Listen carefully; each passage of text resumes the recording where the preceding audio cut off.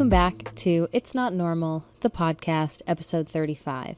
This week's episode is a Q&A episode. This is our first ever Q&A podcast episode. So many of you submitted questions that were really great and thought-provoking. I just want to jump right into it, I think. And I guess the only thing before I get started is, a thank you to everyone who reached out. I really appreciate the time and thought that you put into these questions. So thank you very much. And let's get into it. The first question: what are some things to work on once you go no contact and you live on your own? Anything and everything that comes your way. I think it's common when you're raised by an emotionally immature or a narcissistic parent to view life through your parents' lens or through a lens that they have created for you. And I think when you are finally out of that environment, you start to view life as yourself and for yourself. And so I think there are going to be a lot of experiences and emotions and relationships that come your way that you'll have a completely different perspective on, that will start to inform a little bit more about who you are and who you were, how past behaviors might have impacted you or influenced your own behavior. I think it's a really significant period of learning. For me, probably the most transformative step in this healing process has been learning to acknowledge my emotions. I think that for me is the root of communication, good, healthy communication, learning to set and maintain boundaries, and learning to validate my emotions and my experience. I think all of those things start with learning how to acknowledge your emotions. And I think when you're raised in that kind of environment, I think there's a tendency for conversations and interactions and emotions to be very reactive and volatile and explosive. I think it can be common to inherit that feeling that these things are happening to you, that they are innately who you are. It's much harder to separate yourself from your emotions because you were never taught to do that.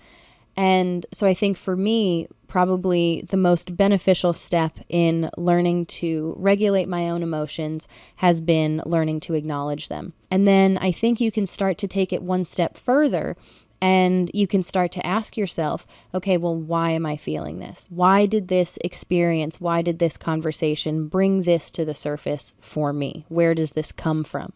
And so then you start to answer the question, not only how am I feeling and what am I feeling, but why am I feeling this?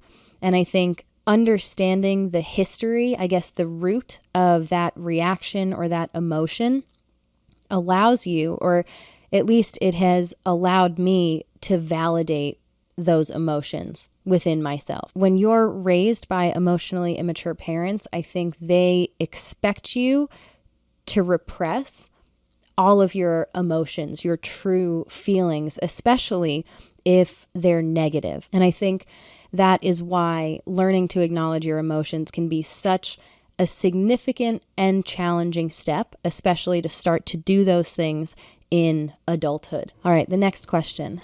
Want to send my parents a letter to get some final things off my chest, but I'm afraid they'll be angry. I'm afraid of another aggressive smear campaign, but the letter would help me kind of let go. I have written a handful of letters to my parents, only 2 of which I have sent over the course of the last 5 years.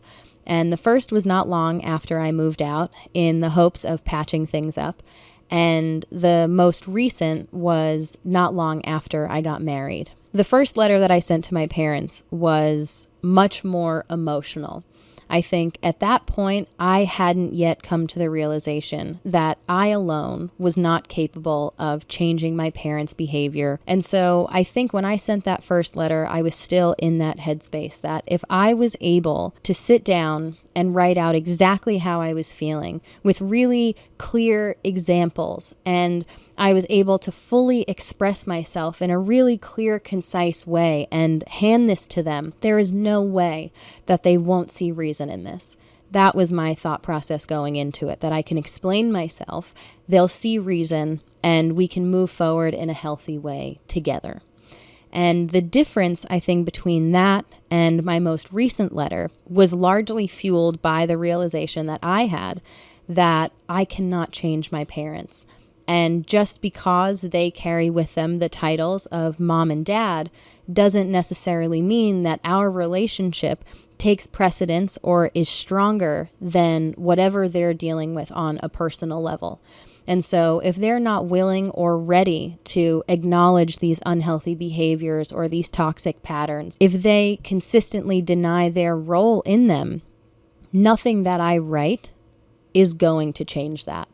And so this most recent letter that I sent was more an objective recall of behavior and using those things to outline and explain my boundaries moving forward.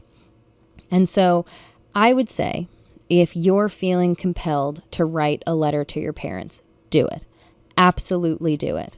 But when it comes to actually sending it, let it sit for a week or 2 weeks. It's important to recognize if you're looking for some kind of a reaction or a response even from your parent or parents as a result of a letter that you write, you may not get that.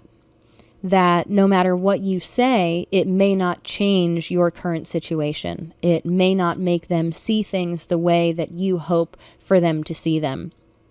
And I think for me, that was really important in the past, weighing whether or not it was worth reaching out. I also think it's important to remember that unlike a phone call or an in-person conversation, a letter can feel much more permanent. I think when you hand someone a physical copy that details your emotions, which, emotions are ever changing. And while I definitely think that there are certain feelings that are very strong and true that you will hold for a very long time, it's impossible to predict what life might throw our way. And so how you're feeling might change.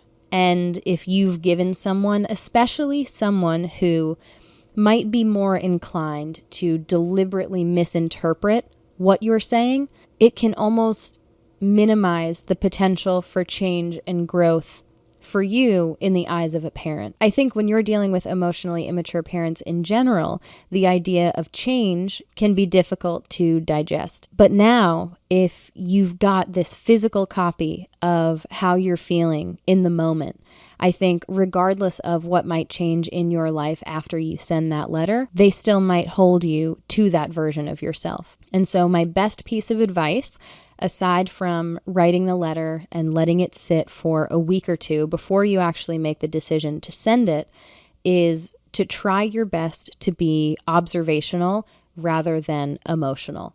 I think if you are sending this letter with the intent of informing your parents of your boundaries, of sort of your terms moving forward for the relationship, I think that might yield much better results for you and your relationship than if you were to write out a letter detailing your emotions and how their unhealthy behavior made you feel. It's very common for emotionally immature parents and people in general to become very defensive whenever they feel like they're being spoken about negatively. And, you have to remember that they are going to be reading that letter through their own lens. There's a high likelihood that it can skew what the actual intention of your letter is. Expectations can really get in the way, and I think drive you to want to do something like this in the hope that they will respond in a positive way, and that either that will result in them changing their behavior or in you feeling better. I think a big part of healing is recognizing that you don't need the forgiveness or the apology from someone who is not capable or willing of giving that to you to actually move on. All right, next question. Is it normal to feel guilty for leaving your parents? In short, yes. I did an entire podcast episode on guilt, just talking about things that I currently experience guilt for doing or saying or thinking or feeling, and also tracing that back to experiences throughout my childhood. And I think when we're specifically talking about leaving our parents and distancing ourselves from our immediate family, of course there is guilt involved. And I think a lot of it has to do with these preconceived notions that so many of us grow up around.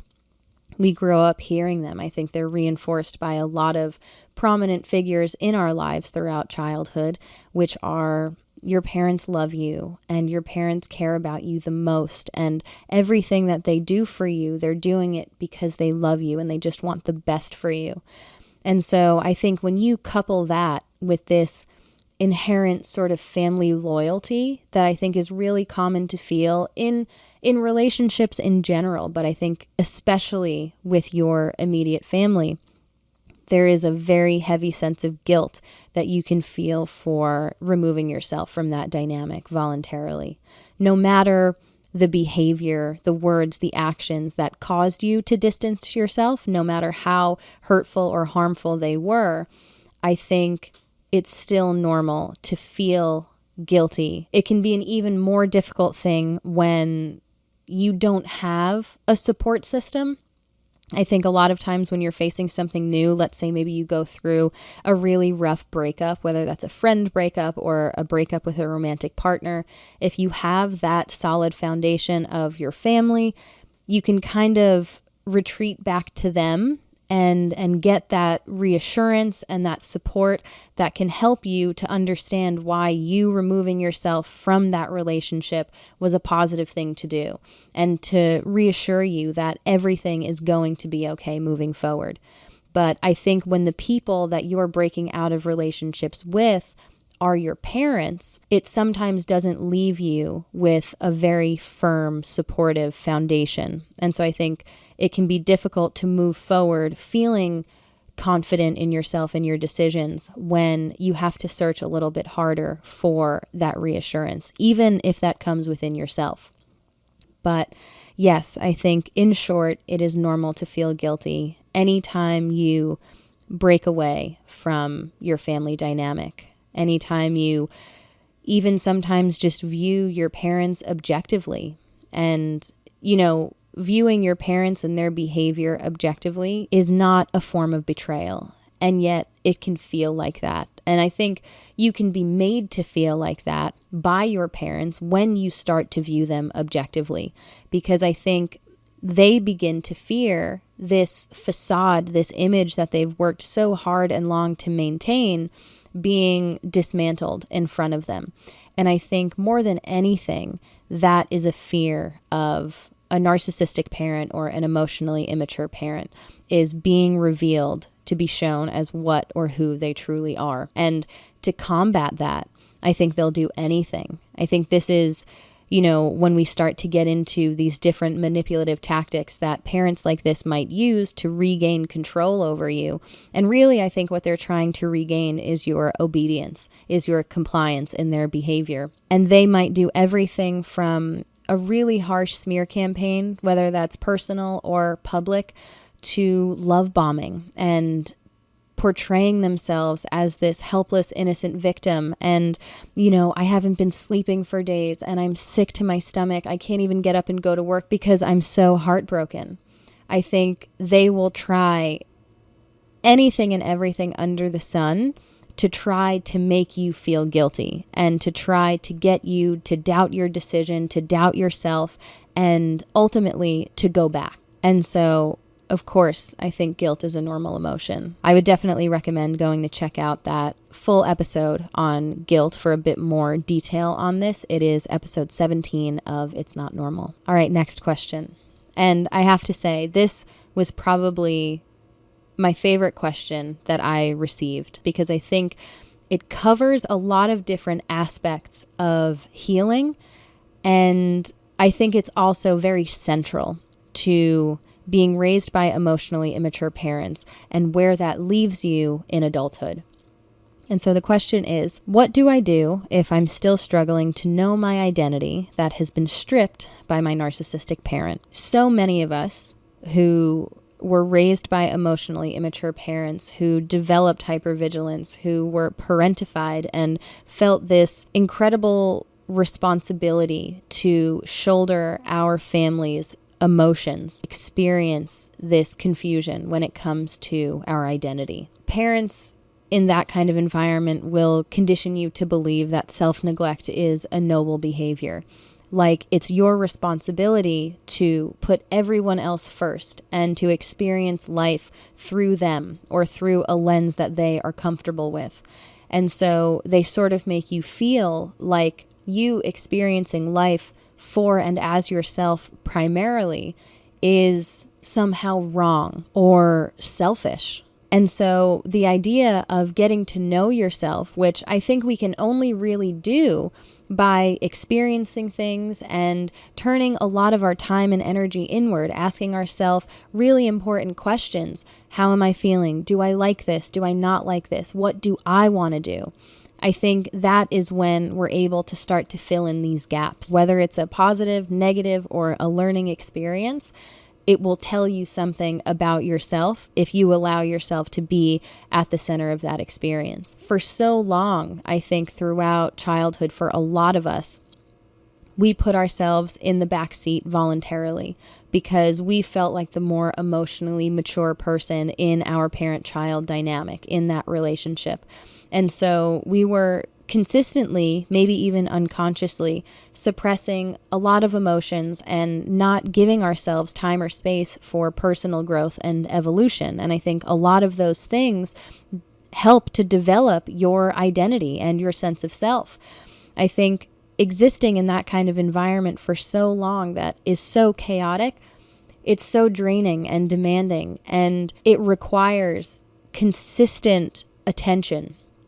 And the result, I think, whenever you take a step back or you turn that off or you shift the focus to yourself, there's always the possibility of things unraveling. Narcissistic and emotionally immature parents alike tend to claim ownership over things that are not theirs. That can be everything from your opinions and your time and energy to sentiment and things that have meaning to you or things that you're interested in. Just because your parents are your parents doesn't mean that they can dictate what does and doesn't have meaning to you, what you do and don't like, what you're interested in and what you're not interested in. You are your own person, and that's okay. I have found that some of the things that have helped me to fill in the gaps about my identity, mainly from these earlier years of my life, have been reclaiming ownership over things that were once tied directly to my parents or to my family. I think it would be foolish to say that none of your identity stems from your childhood or experiences throughout your childhood. I think even if you are raised by emotionally immature parents, there can be certain values that are instilled in you or memories or traditions that inform a part of your identity that can be really disorienting to completely detach from. And I think when you find yourself in a new, healthy, calmer environment, a lot of emotions will start making their way to the surface, sort of flooding out. And for me, I was kind of at a crossroads where I now felt, okay, I know that how I'm feeling is unhealthy, but I don't quite know how to feel yet. And the process of getting to where I am now started with deconstructing a lot of what I once thought I knew. And a big part, I think, of starting fresh and being able to rebuild is allowing yourself to take some things from your past and to reclaim ownership of them, to sort of reframe them so that they can be a part of your life in a healthy way. You can assign new meaning to old memories, to old experiences and traditions, values. That, I think, allows you to take some of the positives and intertwine them with a lot of the healthy behaviors that you're learning now. All right, next question. How do you stop feeling anger/resentment towards an emotionally immature parent? That's a great question too.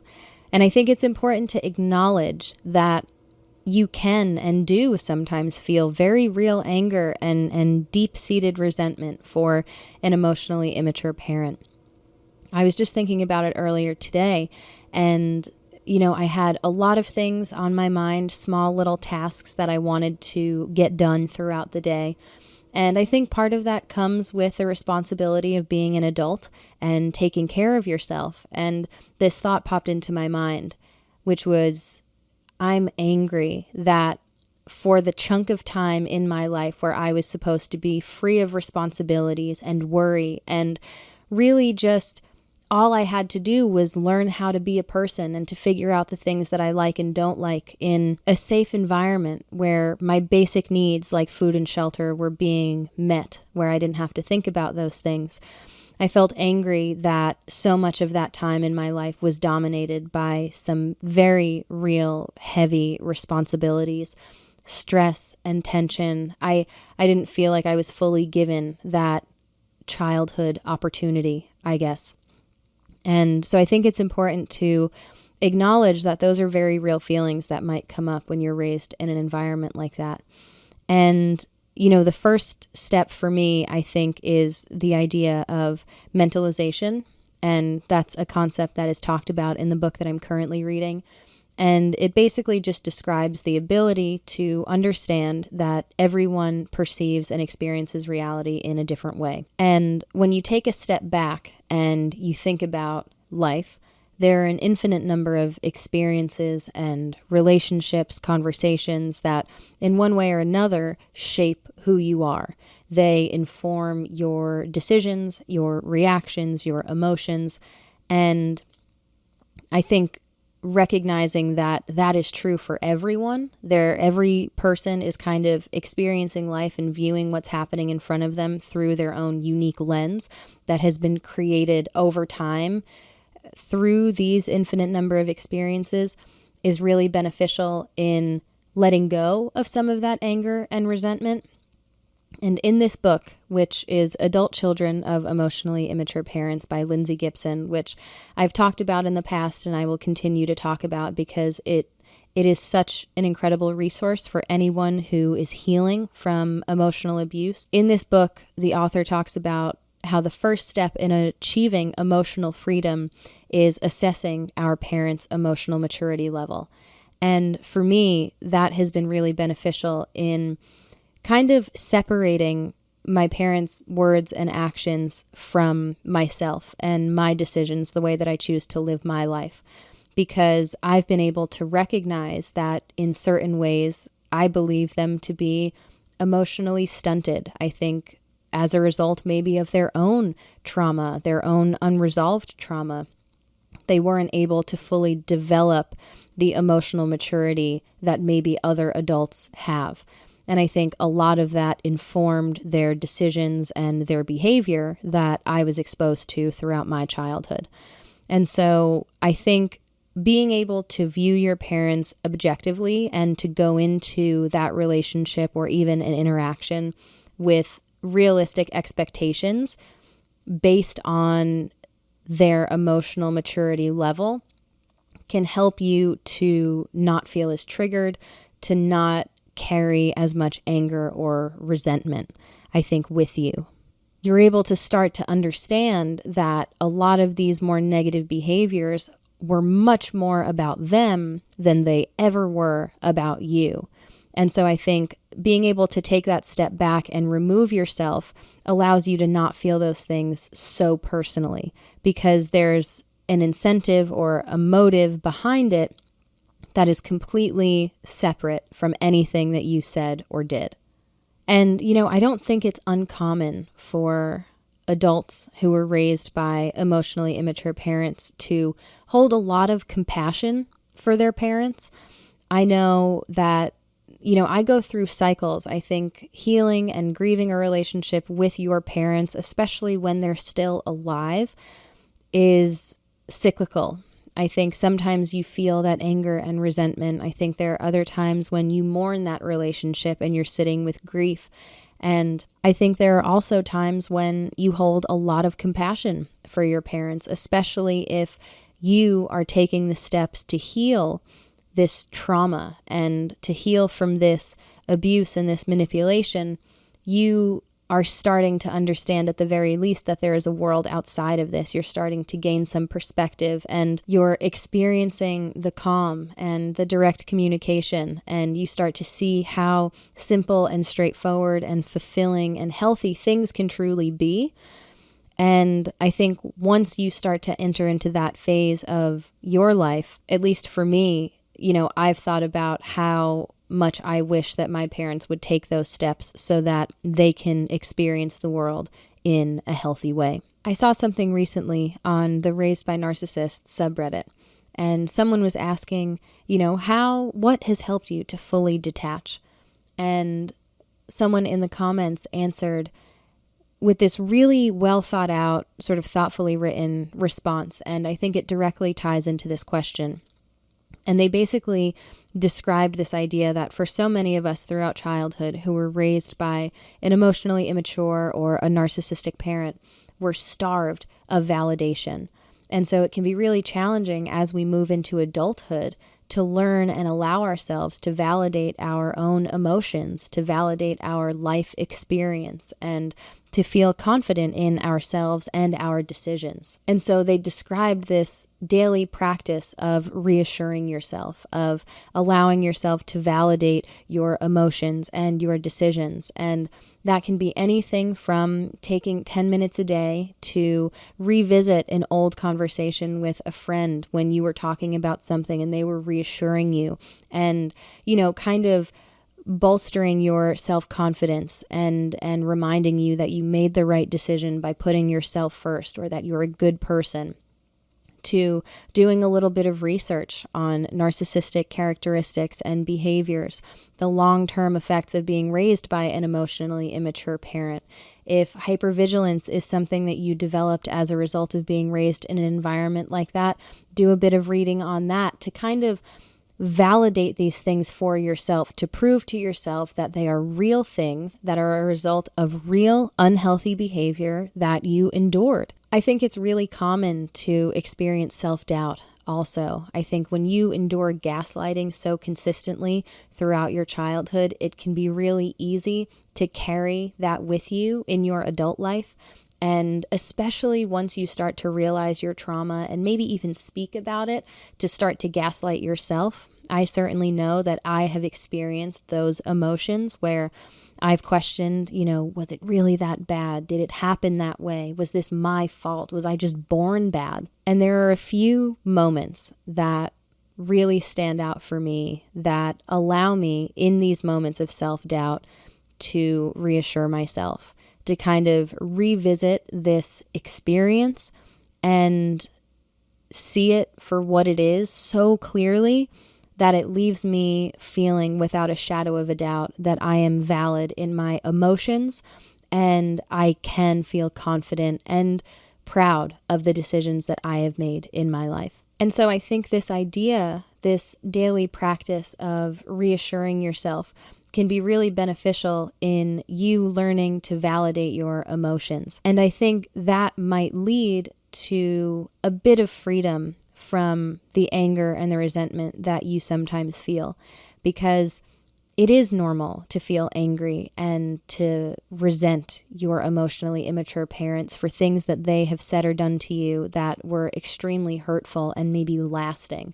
But I think what comes with validation is the ability to process those emotions as you're feeling them and then let them go. Because the truth of the matter, in my opinion, is that anger is a dead end. I don't think allowing anger to dominate your persona or your experience is going to get you where you want to be. I don't think it lends itself to the results that you're looking for. I think it's more of an emotion that you should allow yourself to feel when it comes to the surface, but then you should also encourage yourself to let it go and to move on. All right, next question. Do you feel your family had generational trauma, and how do you cope with any feelings that come up with that? That is a phenomenal question, and definitely something that I have thought about. It's brought to the surface lots of different emotions for me over the course of the last 5 years especially. One of the first things that I want to address yes, I do think that generational trauma was at play in my family dynamic. I think most of the time when you're dealing with an emotionally immature or a narcissistic parent, a lot of that behavior is rooted in unresolved childhood trauma.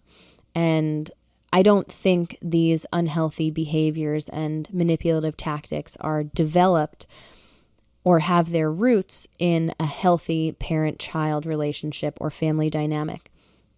And so I think more often than not, when you're faced with a situation like this, generational trauma may be at play. And so, that being said, the first thing that I want to acknowledge in addressing this question is the guilt that can sometimes come to the surface. I have felt at times bad for distancing myself voluntarily from my parents, while understanding that generational trauma was likely a factor in their behavior throughout my childhood. I do think that it's important to note that a narrative that I'm sure a lot of us grew up around was, you have nothing to be upset about because you have it so much better than I did.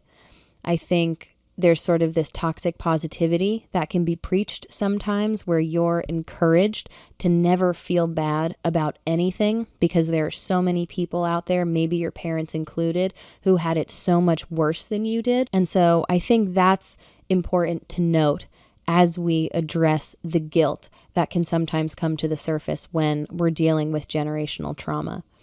It's a very complex series of emotions, I think, that you're dealing with when you're faced with this idea that our parents' behavior doesn't fit within our boundaries, even if their behavior is better than that of their parents. And so we've addressed the guilt. And I think another one of the ways that I cope with these feelings is learning to distinguish the good from the bad. I think when you're dealing with generational trauma and abuse, it reaches a point in a generation, in a person, where they are going to stop it. We did a whole episode on cycle breakers and what it means, the burden of being a cycle breaker. And knowing that moving forward, your relationship with yourself and with other people will be much healthier is great. But understanding that that sometimes can come at the cost of your own relationship with your immediate family and previous generations can be really challenging as well. And so for me, something that I try to do is to distinguish the good from the bad. And similar to what we mentioned earlier in this episode, I think it would be foolish not to admit that even when you're raised in that kind of environment, there are values and memories and traditions that were primarily positive. They were a primarily positive experience for you. And when you find yourself thinking of those things, or you discover a similarity that you share with your parent that can be positive in your life, I think it's allowing yourself to perpetuate those things and to let the positive parts of your parents live on as you heal the more negative parts that you might have inherited from them.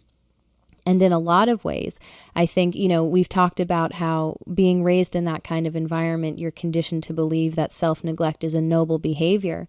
But I think one of the noblest behaviors is to heal this generational trauma so that your family, generations moving forward, can have healthy relationships with one another. And hopefully infused in them can be some positive characteristics and qualities of your parents that you allowed to shine through, that you carried on with you. And then I think there's this false sense of power that a lot of us develop and carry with us, this belief that we can solve our parents' and our family's problems. I think it's important to remember that if our parents cannot or are choosing not to acknowledge their problems, that sense of power is very much a false sense of power. There is nothing that we can do to solve their problems for them. As you move into adulthood, you develop the ability to physically or emotionally distance yourself from that relationship so that you can grow and heal in a way that is substantial. The degree to which you distance yourself from your parents or from your family as you take this on is dependent upon your relationship with your parents, what your goals are for the relationship, and mainly how much you're able to grow and evolve and maintain your boundaries while also maintaining a relationship with them. The only person that we can change, in truth, is ourselves.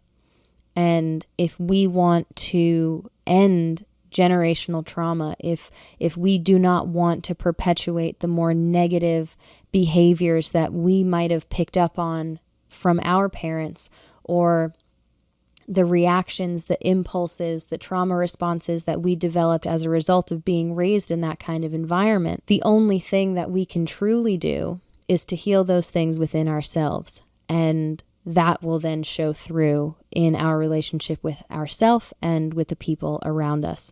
There's this idea, I think, of family loyalty and loyalty within relationships in general that, again, I think is very real.